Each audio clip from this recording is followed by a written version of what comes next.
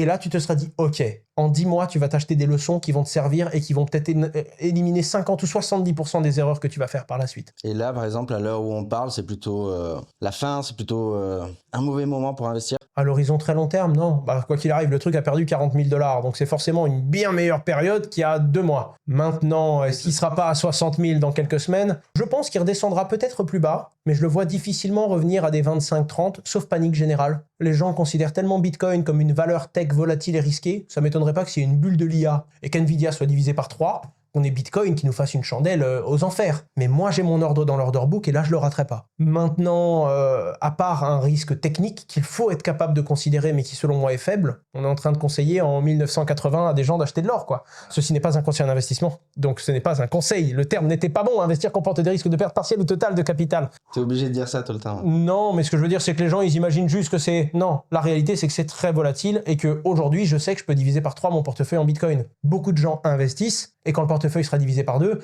ils seront tellement mal, ils vont découvrir déjà la responsabilité de l'investissement et chercheront des responsables. Et là, notre podcast, mon pote, ils font le...